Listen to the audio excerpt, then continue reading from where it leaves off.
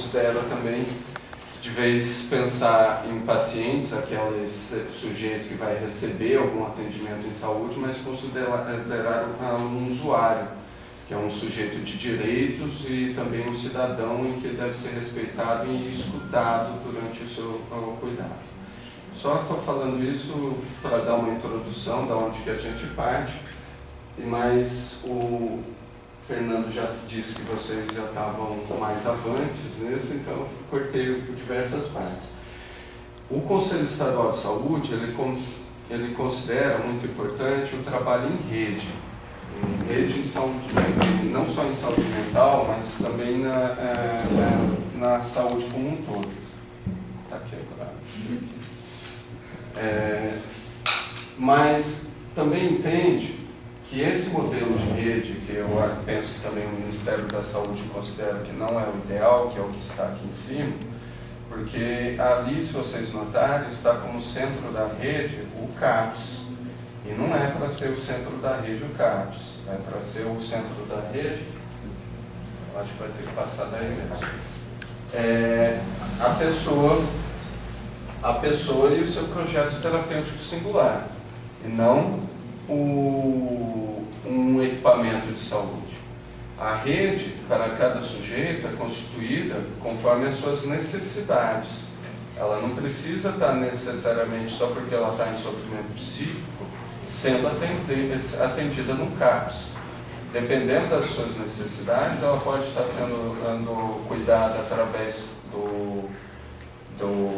da estratégia de saúde da família, da UBS, onde for melhor adequado para o seu atendimento.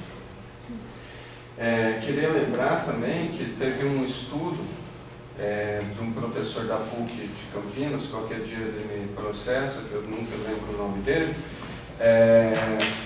que ele fez um protocolo de saúde mental numa UBS de Sorocaba. Apesar da estratégia de saúde da família resolver, na saúde em geral, 85% dos problemas de saúde, segundo algumas pesquisas, a simples elaboração de um protocolo, que eu penso que não foi o protocolo, mas sim a capacitação dos seus trabalhadores para executar, em saúde mental, para executar seu protocolo, resolveu 98% dos problemas das pessoas com problemas de saúde mental naquela OBS. Então, já é um grande passo para desafogar essa rede e não precisar recorrer, como alguns justificam, à internação. Vou passar para o próximo. Agora eu vou entrar um pouco no Plano Estadual de Saúde. Vocês vão ver que tem várias coisas marcadas. Eu vou ficar de frente. Eu vou só expor para depois a gente debater. Tá? O Conselho Estadual de Saúde recebeu uma proposta da Secretaria de Estado da Saúde, através da área técnica de saúde mental, e fez alterações nesse plano e diversas inclusões. A primeira meta, a Secretaria de Estado da Saúde estava falando em ampliar em 200 o número de residências terapêuticas do Estado de São Paulo. E também estava com a afirmação que a média de ampliação era 100 residências terapêuticas por ano. O plano é para 4 anos, então o Conselho considerou que a meta deveria ser 400. As residências terapêuticas, eu penso que eu não preciso esclarecer a grande importância que é para os usuários que estão do serviço de saúde mental que ficaram internados por mais de 2 anos em hospitais psiquiátricos, ter esse recurso para fazer uma ponte de volta à sociedade, ter um processo de desinstitucionalização, que não basta só desinternar essa pessoa, mas ela precisa passar por um processo onde as relações delas são novamente estabelecidas com a sociedade de uma maneira horizontal e não de uma pura dependência de uma instituição. Também foi proposto em parceria com a Secretaria de Estado a criação de moradias assistidas para aquelas pessoas em alta vulnerabilidade que não cumprem o pré-requisito de terem passado 2 anos internados. porque para dar uma resposta sem recorrer à internação para a proteção desses sujeitos. São moradias, não são locais de internação. Incentivar com recursos financeiros a implantação de CAPs 1, 2, 3 e AD, AD3 e IAD.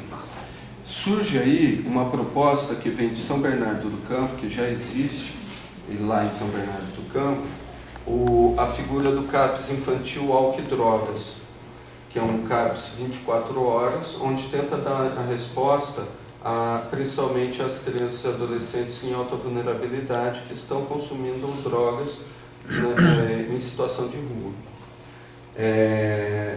Estabelecer centros de referência regionais foi uma proposta que o Conselho Estadual de Saúde retirou do plano estadual, que tinha a proposta de estabelecer 5 centros para atendimento de autistas e 5 centros para álcool e drogas. Fica bem claro que no estado de São Paulo, com 44 milhões de habitantes, estabelecer 5 centros para cada uma dessas especialidades não resolve o problema e também vai totalmente contra a lógica que foi defendida pelos conselhos e pelos usuários e trabalhadores na Conferência de Saúde Mental e na Conferência de Saúde que aconteceu o ano passado e o ano anterior.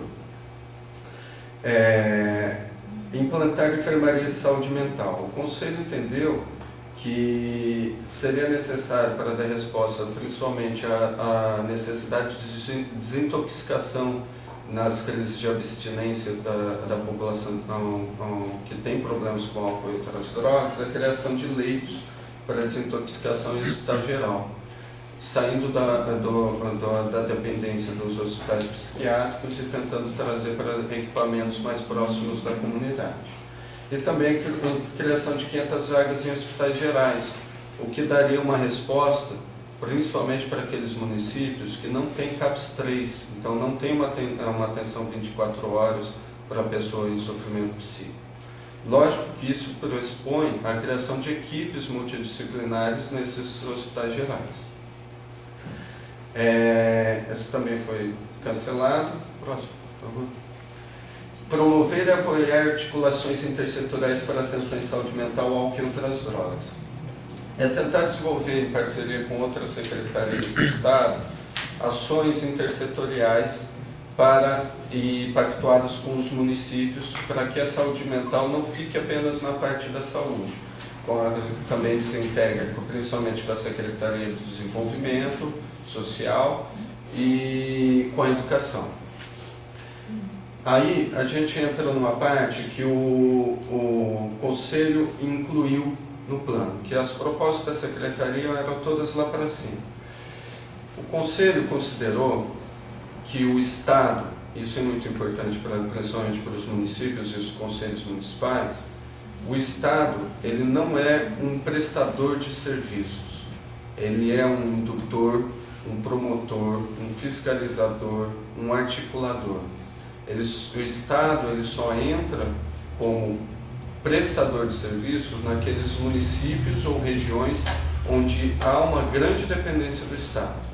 Ou seja, municípios como a cidade de São Paulo, Campinas, São José do Rio Preto, Ribeirão, que têm recursos e têm condições de oferecerem seus próprios serviços, o governo do Estado não tem que ir lá implantar serviço, ele tem que garantir que eles têm os recursos e respeitar a rede do município.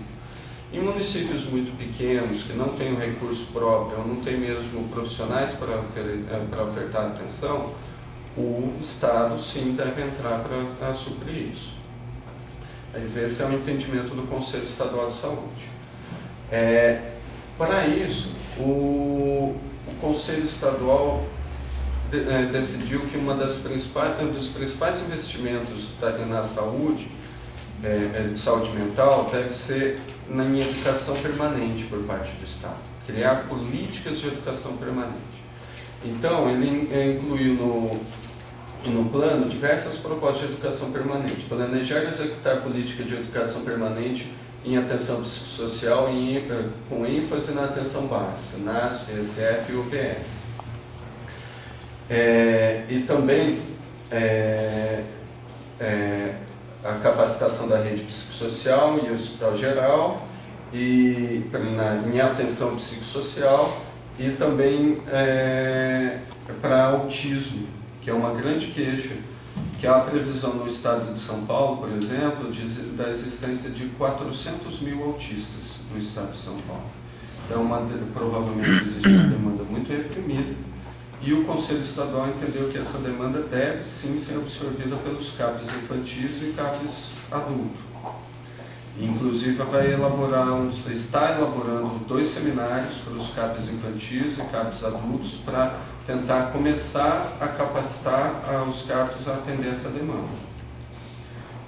Para álcool e drogas, a gente também está prevendo uma educação permanente, não é fazer capacitação, mas a educação permanente em atenção psicossocial para a rede psicossocial e hospitais gerais. Próximo, por favor. E também estabelecer a supervisão clínica institucional. O Conselho quer que pelo menos uma vez a cada 15 dias todos os profissionais da rede psicossocial tenham acesso à supervisão clínica institucional. E também o investimento em consultórios de rua, que por exemplo em São Bernardo do Campo é uma experiência muito rica, que trabalha junto à população mais vulnerável, principalmente em situação de rua, através do vínculo e associado a uma equipe de redução de danos. O Estado de São Paulo e a maior parte dos municípios do Estado de São Paulo ainda não aderiram ao programa de redução de danos. Mas o Domiciano provavelmente vai falar mais sobre isso. E também as medidas de segurança. Vai ser elaborado junto ao Conselho Estadual uma política para fechar a porta de entrada dos hospitais de custódia de tratamento. Muitas das pessoas que estão em hospitais de custódia de tratamento são ou usuários de drogas ou pessoas em sofrimento psíquico intenso, pobres, em sua maior parte negras, que estavam em situação de alta vulnerabilidade. Então, para fechar essa porta de entrada para mais esse serviço de exclusão, e tentar, a exemplo do PAILI em Goiás e do PAIPJ em Minas, trabalhar com a atenção em saúde mental na comunidade, mesmo para essas pessoas que cometeram crimes em situação de crise. E também tinha sido proposto pela Secretaria de Estado da Saúde uma proposta muito grave, que eles queriam ampliar em 200 leitos, ampliar em 200 o número de leitos em hospitais psiquiátricos no Estado de São Paulo. E o secretário de Estado, na Assembleia Legislativa, tinha falado que em 4 anos ia ampliar em 1.800 leitos nos hospitais psiquiátricos do Estado de São Paulo, indo totalmente na contramão da reforma psiquiátrica e da atenção psicossocial. Agora, a parte do plano terminou, eu só queria estender mais um pouco, que não, isso aí não vou falar.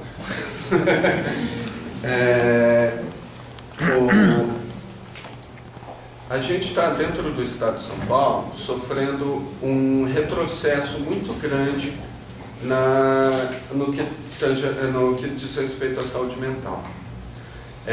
Está tendo ampliações de leitos em hospitais psiquiátricos. Em São Bernardo do Campo, o Estado de São Paulo, o governo do Estado de São Paulo aumentou em 70 o número de leitos no Hospital Lacan, na cidade de São Bernardo do Campo, que tem uma rede completa e estava tentando fechar esse hospital.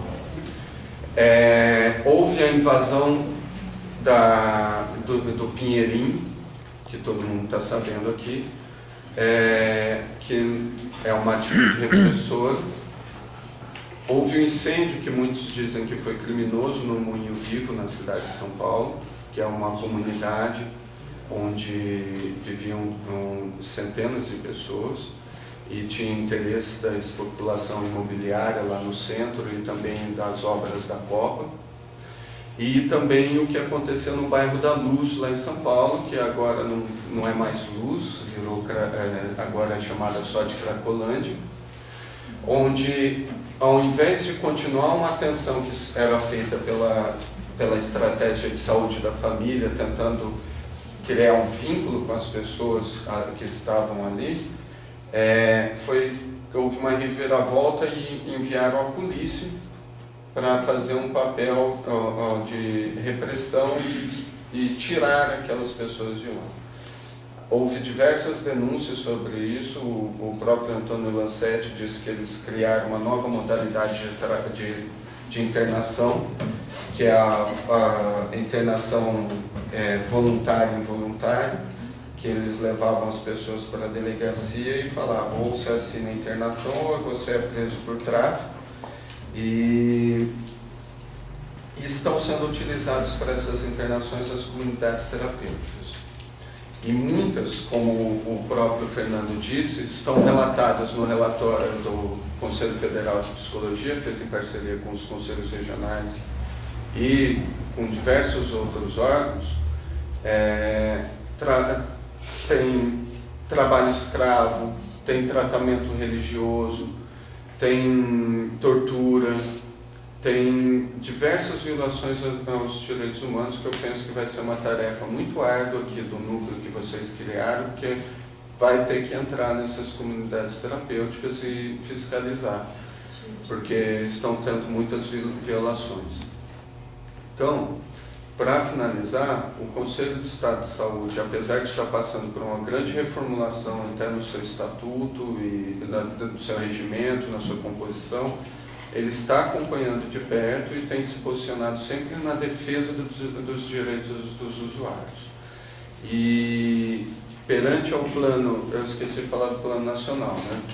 Mas durante o debate, eu acho priorizar o debate e eu falo um pouco sobre isso. Tá?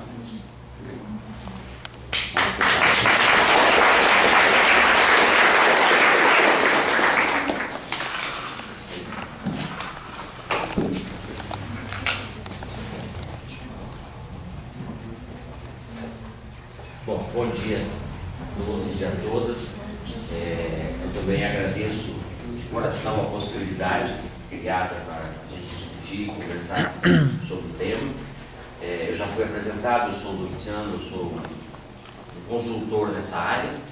Eu vou direto ao assunto, vou pedir para Fernando, na hora que acabar o meu tempo, você avisa. Você corta, você fala, acabou. Você pergunta, se vocês já estão cansados, querem mais, vai perguntando para o público aqui. Porque eu já percebi, falando, a gente perde um pouco da noção do tempo. Como eu gosto muito de falar sobre isso, mas eu quero fazer como o Moacir fez, priorizar o debate, que eu acho que é a parte mais legal. Você quer deixar uns 20 minutos, assim? Pode ser. A hora que você achar que deu, você dá um toque, aí eu dou mais. Bom, eu vou, a minha parte, assim, depois da apresentação desse plano, né, que é um plano muito legal, muito interessante, eu concordo com ele, eu acho que nós vamos ter grandes dificuldades para aprovar integralmente essa, vamos chamar de nova política, né, mesmo, de atenção. O meu papel é trabalhar os outros aspectos disso. Por que é difícil implantar um plano dessa natureza? Aí a gente vai dizer, a gente sabe que são os preconceitos que nos impedem e que impede quem está na área da decisão de assumir esses compromissos, mas é muito parecido com o problema que nós temos individualmente de aceitar essas novas modificações. Porque ali está dizendo, vocês vão trabalhar de uma forma diferente com quem tem sofrimento psíquico, vocês vão trabalhar diferente com quem usa drogas, vocês vão trabalhar diferente com quem se prostitui, está dizendo também que vocês vão trabalhar diferente com quem é homossexual, e assim por diante. Todos esses grupos que a gente chama de grupos de alta vulnerabilidade são justamente alta vulnerabilidade porque a gente tem dificuldade para lidar com eles. Meu papel é trabalhar essa dificuldade. Então, como a gente sabe, obrigado, como essa dificuldade de trabalhar com esses grupos provém dos nossos preconceitos, e acho que todo mundo deve concordar que hoje está claro para todo mundo que a gente não deve ter preconceitos. Até aí tudo bem, todo mundo concorda, mas o problema do preconceito é que ele existe justamente porque existe um conceito. E eu quero trabalhar no conceito. Aí, como a gente diz, né, o bicho pega, porque quando a gente vai pegar esses conceitos e colocá-los à disposição do debate, aí a gente não quer abrir mão dos nossos conceitos, porque os nossos conceitos estão extremamente enraizados no nosso comportamento e no nosso pensamento. Então, essa abertura aqui eu trouxe principalmente, volta, por favor, aqui, por causa dessa frase do Thomas Kuhn, que é um pensador contemporâneo. Ele diz que a ciência se faz pelo debate e não pelo consenso. E eu coloco essa frase para poder dizer para vocês para garantir para vocês que vocês não precisam concordar comigo, tá bom? Esse direito está garantido. Eu acho que o fato da gente discordar não vai gerar violência, porque está todo mundo bem alimentado, né? Teve um cafezão da manhã, daqui a pouco tem almoço, e onde tem comida, a tendência da violência é diminuir. Eu acho que o Lula, quando ganhou a primeira eleição, qual foi o primeiro programa que ele implantou? Fome zero. Então, onde tem comida, garante. Então, como a gente tem essa garantia, eu acho que violência não vai rolar. Mas quero garantir o direito que vocês têm de não concordar comigo. E acrescentar que nós não viemos aqui para ser amiguinhos, né? A gente veio para discutir. O que nada impede que a gente possa ter até um romance, se vocês quiserem. Mas o objetivo principal é colocar à disposição de todo mundo um debate que há muito tempo precisa ser feito e a gente tem muita dificuldade, né? Porque nós estamos muito acostumados com essas coisas antagônicas, disputas, né? Um lado ganha e outro perde, sociedade que funciona assim. E eu acho que no debate, eu acho que todo mundo ganha. O diálogo, né? O Gilberto Freire, quando escreveu no livro dele, Casa Grande, Senzala, ele coloca duas coisas que eu quero utilizar também para estimular o nosso debate.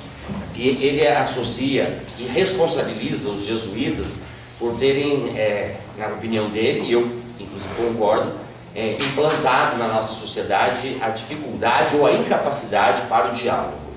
Né? Todo mundo fala de uso de drogas, principalmente uso de drogas ligado à adolescência ou ao ambiente escolar, falando na necessidade do diálogo. E todo mundo concorda, porque é evidente que precisa ter diálogo. Só que nós não sabemos o que é diálogo, nós não sabemos dialogar. Porque na hora do diálogo, quem pode mais chora menos. Não é isso? Então, você imaginar o diálogo entre pais e filhos adolescentes, não é um diálogo legítimo, porque o adolescente tem menos força, tem menos tudo. E os pais têm muito mais.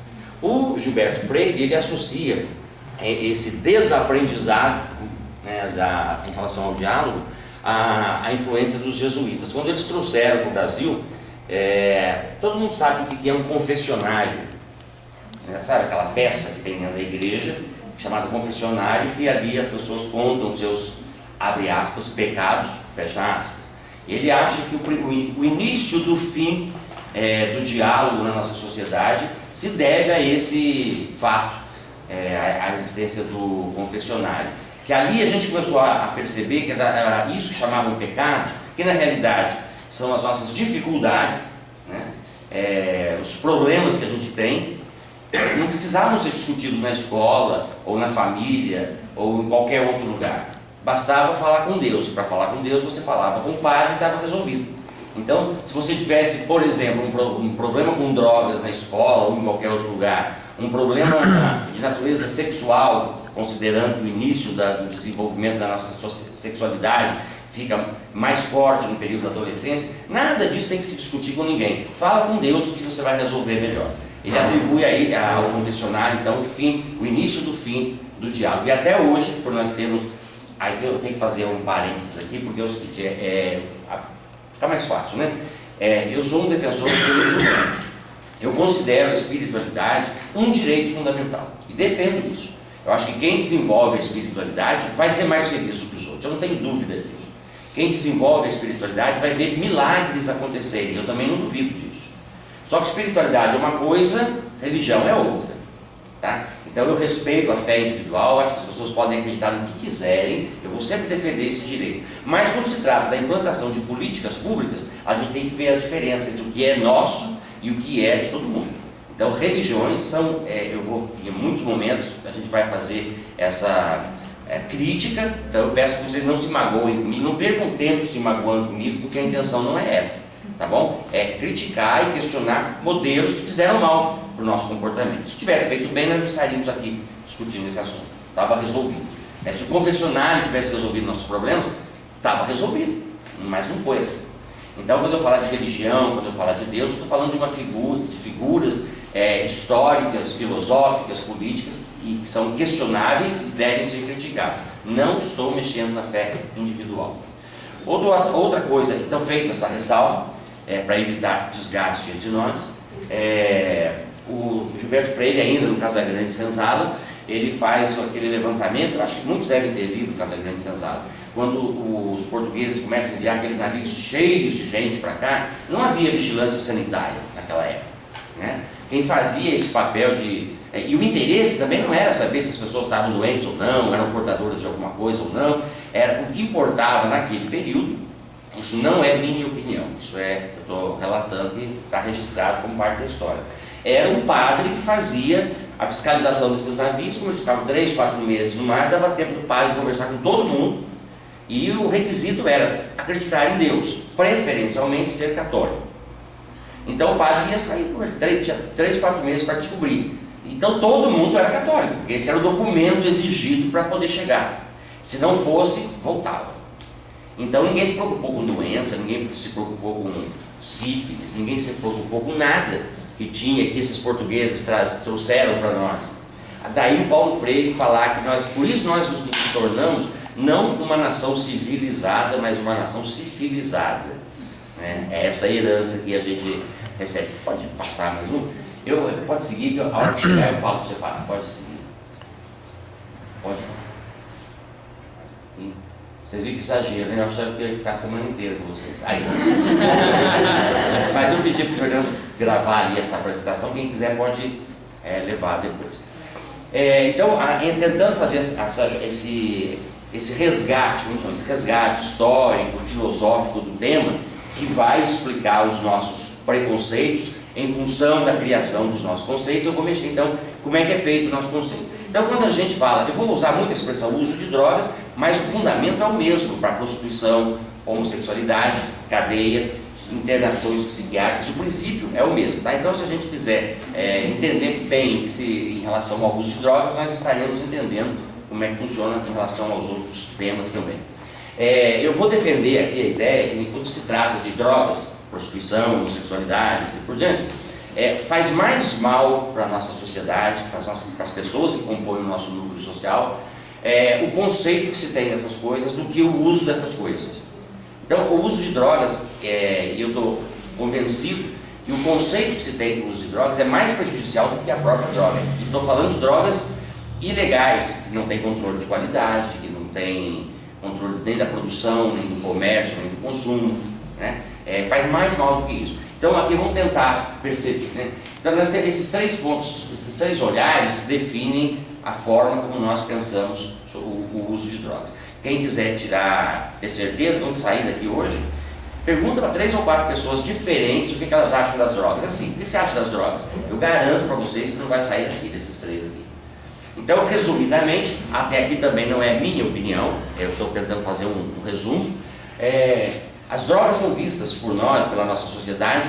Esse grupo provavelmente utiliza esse olhar aqui sobre o uso de drogas. É uma questão de saúde, portanto, é uma doença chamada dependência química.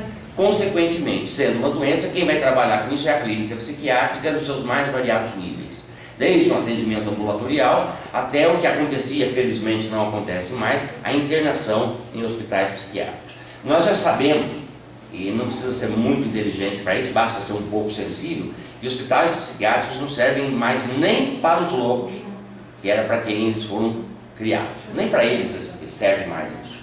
Muito menos para usuários de drogas. Nós já sabemos que usuários de drogas não tem absolutamente nada a ver com o hospital psiquiátrico. Há uma tendência, daí a apresentação que o Moacir fez do plano, e eu achei muito legal isso. Eu queria até esse rascunho aí, esse resumo aí depois, porque é muito boa essa ideia. E ela vai encontrar grandes dificuldades, vai ter dificuldade para implantar o que está sendo proposto ali, porque a descoberta de que o hospital psiquiátrico não serve nem para louco mais, eles, por questões financeiras, afinal eles vivem num sistema capitalista, eles já elegeram o louco do século XXI, que é o usuário de drogas. Alguém tem que preencher aqueles leitos, alguém tem que encher esses hospitais psiquiátricos, porque é muita grana, é muito dinheiro circulando nesses grupos por conta disso. Então há uma tendência que parte dela poderá ser resolvida, ou pelo menos enfrentada, na próxima eleição. Como o nosso assunto aqui não é de natureza partidária, a gente fica à vontade para falar de quem a gente quiser, né? Porque não temos compromisso. E eu muito menos, porque eu falo de um lugar que é das organizações não governamentais, né? Fica mais fácil para mim. Mas o olhar da saúde vê o uso de drogas como doença, chamada dependência química, propõe a clínica psiquiátrica como forma de atenção e divide a sociedade em dois grupos. Quem tem dinheiro vai ter as clínicas particulares, verdadeira hotelaria. Existem clínicas né, de dependência química que cobra R$5.000 por mês. Por mês, o tratamento é de 1 ano e tem fila de espera. Então é uma fonte de riqueza muito grande, sem contar com o estímulo financeiro da ordem do Estado, que vai financiar muitos. São Paulo vive isso. Se uma determinada, como eu ia falar, uma facção política, esse é o tipo do ato que não é falho, mas é verdade. Se uma facção política ganhar, aí vocês descubram depois quem, para não ficar também na saia justa, tá? Se essa facção política ganhar, isso vai ter um grande estímulo, que é de encher os hospitais psiquiátricos com incentivos do governo, do Estado, para essa finalidade. Divide a sociedade. Quem tem dinheiro vai para as clínicas particulares, quem não tem dinheiro, que é a grande maioria, SUS, CAPS-AD, que vem substituindo, com muitos méritos, mas não significa que sem grandes dificuldades, vem substituindo o modelo de internação. Então o SUS aí vai via CAPS-AD, que precisa de atenção. O CAPS-AD, eu acho que o CAPS-AD ele surgiu em função do conceito da redução de danos, mas trabalhando baseado numa proposta muito mais ampla, muito mais profunda, mas o CAPS-AD recaiu. Então precisa alertar, precisa acompanhar o funcionamento dos CAPS-AD, que vem trabalhando com uma lógica anterior. E nós vamos ter tempo também para discutir um pouco dessa lógica anterior, que eu considero que seja o motivo da recaída do CAPS. Tem um segundo olhar. Então, como eu disse, esse grupo aqui provavelmente trabalha com o olhar da saúde. O segundo olhar é o da justiça, é o que está na moda. A justiça não vê o uso de drogas, ou prostituição, ou homossexualidade, assim por diante, como uma doença. Ela vê como um delito. Portanto, o tratamento não é clínica psiquiátrica, é a punição. Também vai dividir a sociedade em dois grupos. Quem tem dinheiro tem advogado, quem não tem dinheiro vai para a cadeia, que seria aí o SUS da justiça, né? A forma como eles vão trabalhar a punição. Porque se você, pelo menos teoricamente, se você perguntar para a justiça, para os juízes que encaminham usuários de drogas e obrigam os centros de tratamento a atendê-los, a ideia deles, eles não fazem isso por mal. Eles querem colaborar, eles estão com o olhar da justiça, achando que punindo, obrigando essa pessoa a fazer um tratamento, ou você faz o tratamento ou você vai para a cadeia, isso é bom.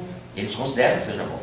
E o terceiro olhar, e o último, ninguém mais lida com isso, ninguém mais lidava com isso, a redução de danos chega para cumprir esse papel, é o olhar das religiões.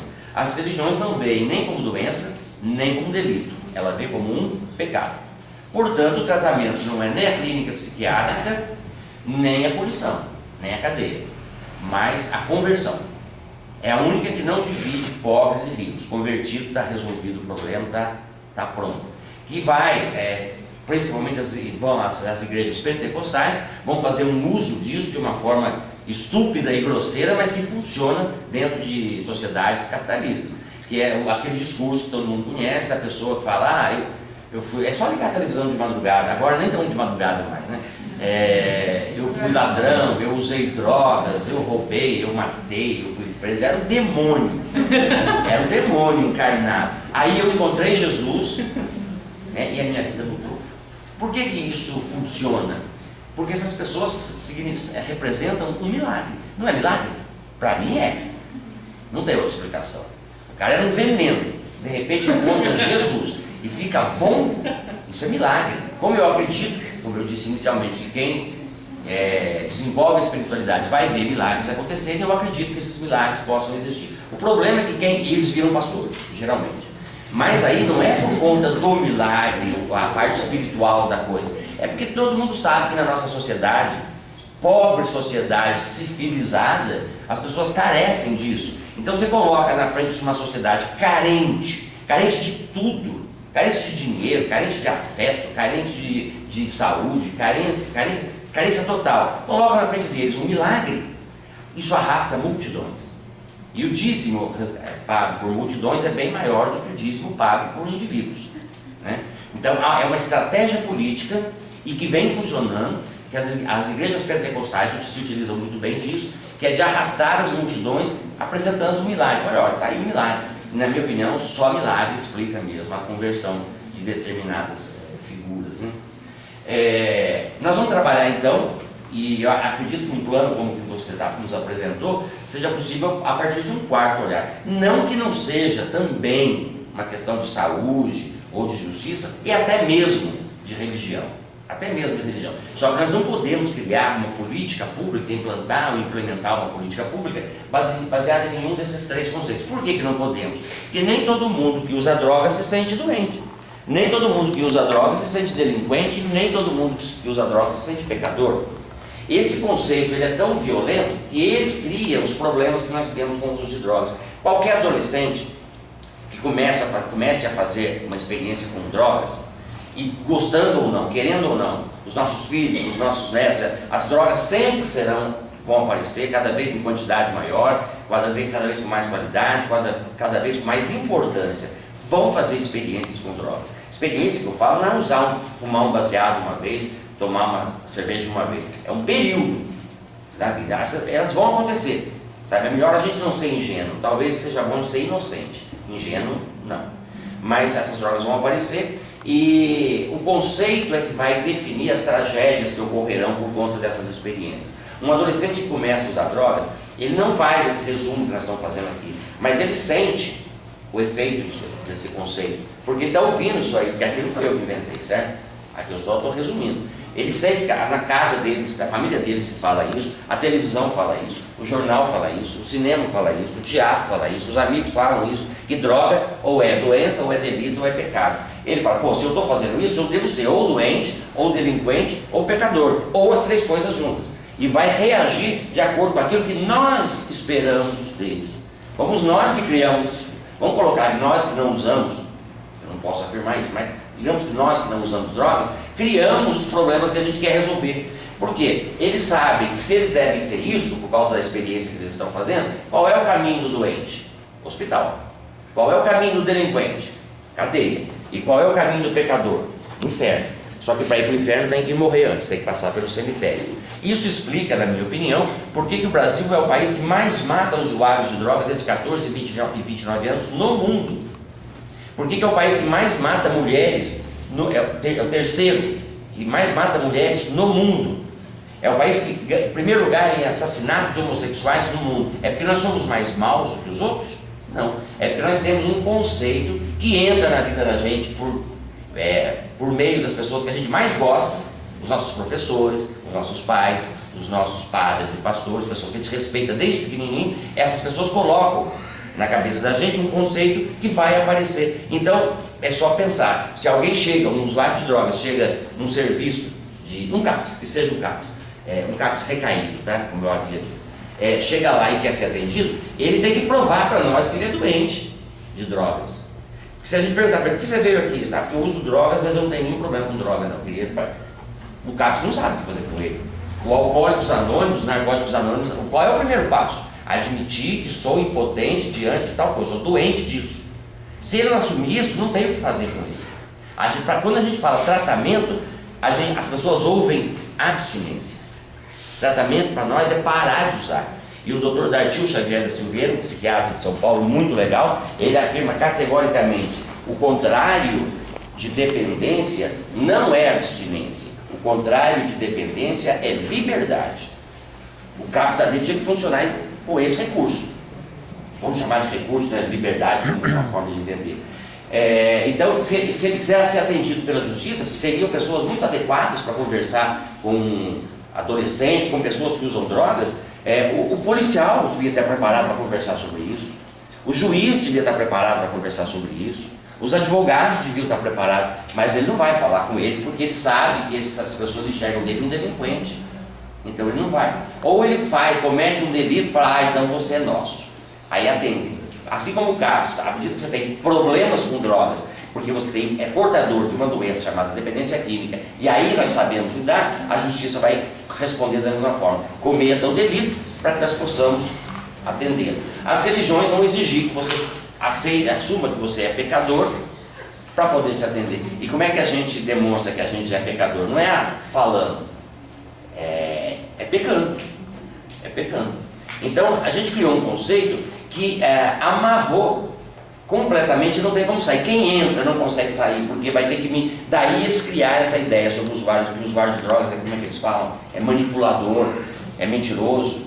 E aí você começa a lidar com o usuário de drogas e fala, nossa, é mesmo. Não, nós é que estabelecemos que eles vão ter que mentir para nós, senão a gente não sabe o que fazer com eles.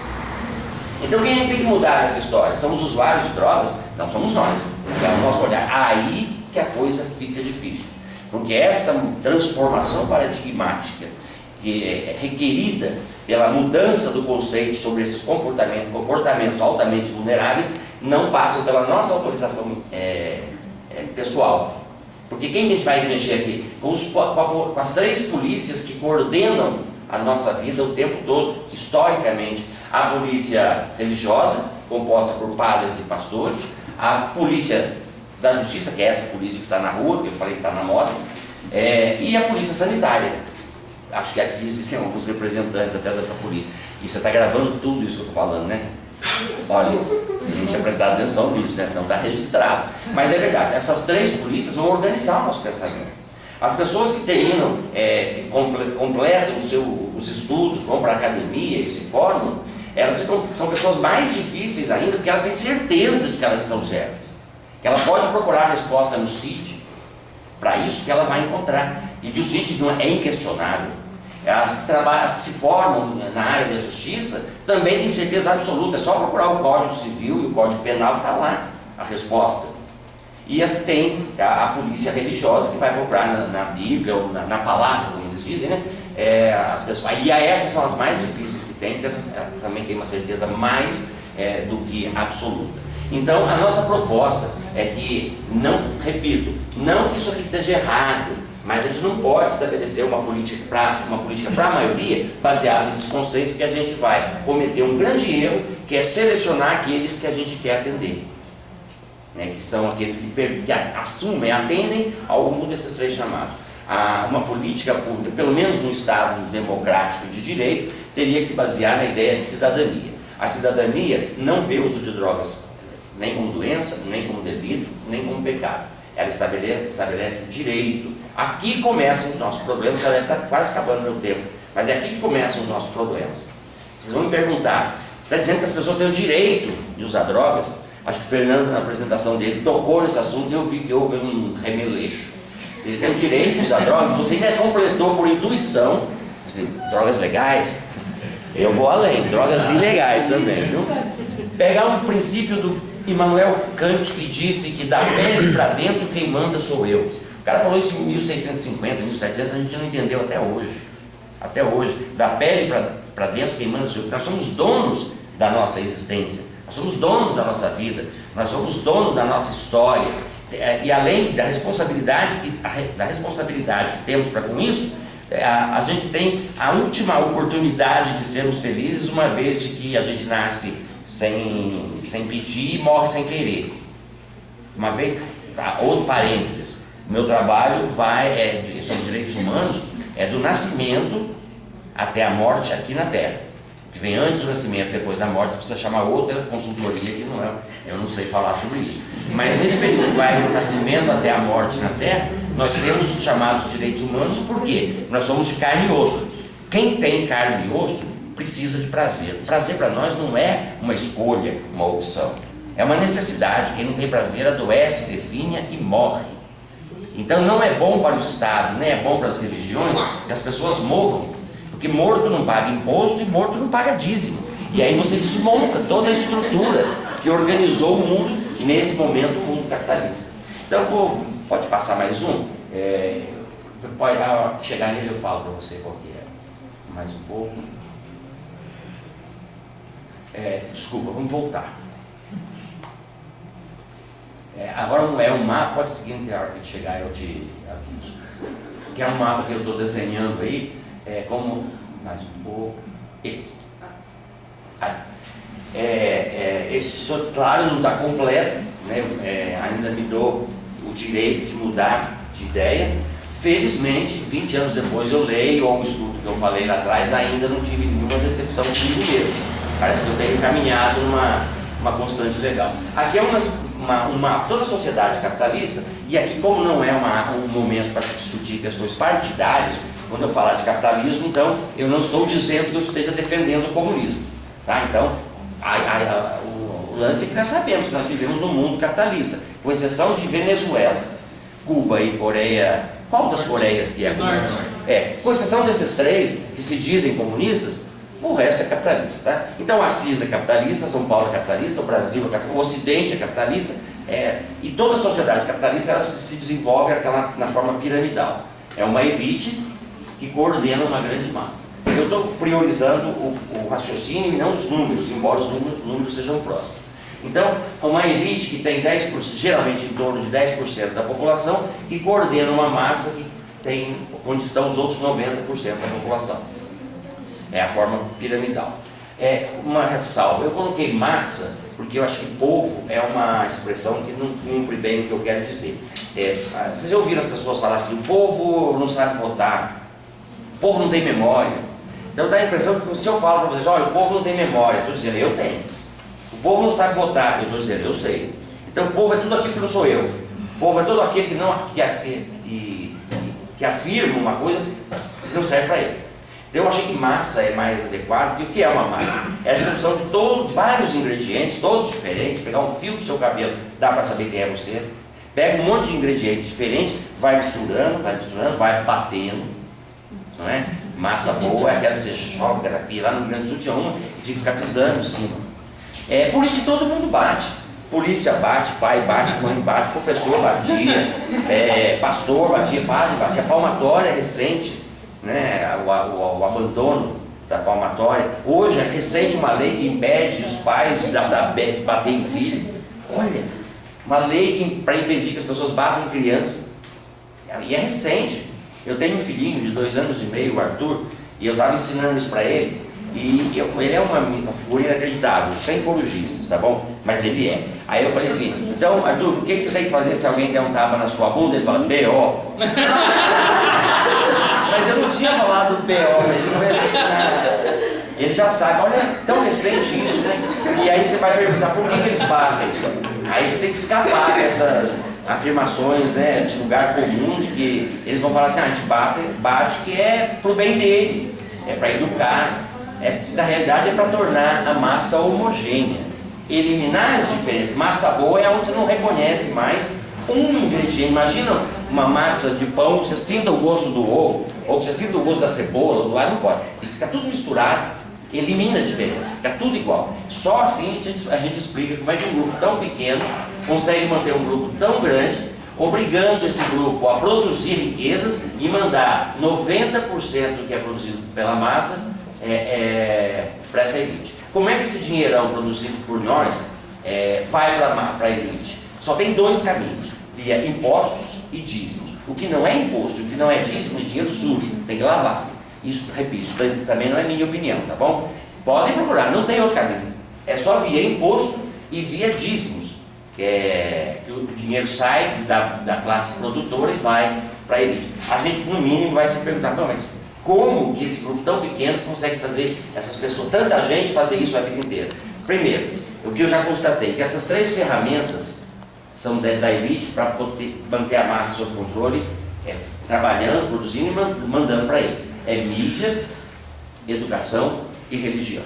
São as 3 grandes ferramentas da elite que nunca vão trabalhar para nós, porque em sociedades capitalistas a gente só trabalha para quem tem dinheiro para pagar. Alguém trabalharia de graça? Não. A gente trabalha para quem paga. E preferencialmente para quem pague melhor. Elas vão trabalhar para a elite não é por maldade, é porque é a elite que tem a grana para pagar.